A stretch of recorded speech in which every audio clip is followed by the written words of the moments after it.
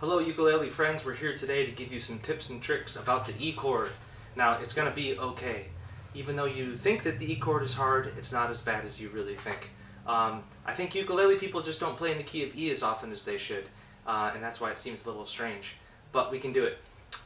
So to begin with, many of you already play the E7 chord all the time. Especially in the key of A, this is the other chord you probably already use. Ukulele players are in the habit of replacing E with E7 every time they see it. Now sometimes that works and sometimes that doesn't. To begin with, when I make my E7, I have a fingering trick for it that will apply to all the other E chords too. So let me show you that first. To begin with, when I finger this chord, I don't approach the fretboard this way. I approach it more this way. And that's because since you have two fingers on the same fret, it's hard to mash them in if your finger's going this way. But if your hand turns a little bit and your elbow picks up a little bit, then you can approach the chord this way. I'm exaggerating a little just to show you. And it's easier to finger than if your elbow is jammed against your side like this. Now we're going to use that later on too.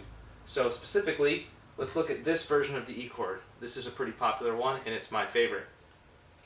It looks pretty crazy, but let me tell you about how to get there. To begin with, make your D chord. So 2, 2, 2, 0.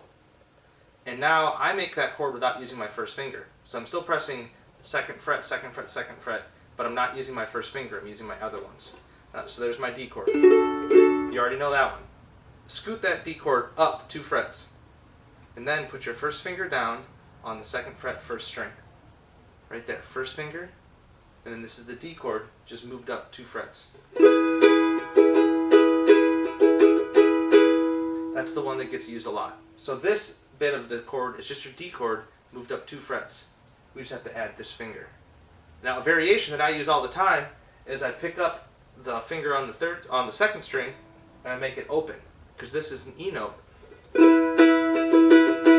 So that chord has no third in it now. It's like a guitar power chord or it's a chord with no fifth, however you want to talk about it. For the music I like to sing and play, this gets used all the time. So see, open string, and it's just this chord without this finger on it. And you can go back and forth between them.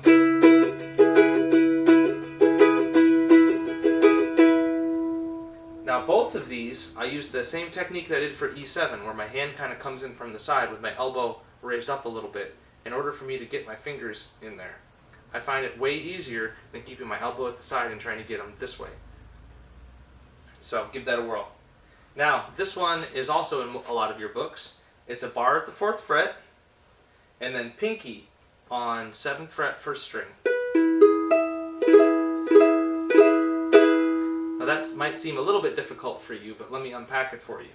If you scoot this shape back 2 frets, down, that's just a D chord. And if you scoot that 2 frets down and pick your bar up, you've got a C chord. This is just a C chord barred up to the 4th fret. So if I make my C chord with a pinky on the 3rd fret, and then I start scooting it up with a bar down behind it like this, and I get up to the 4th fret, bar at the 4th fret, pinky at the 7th, that's another way to play the E chord. A great way to practice that is to play C, then D, then E. Again and again. And when you're practicing this one, start on the D chord, then go up 2 frets and play E by adding your finger there.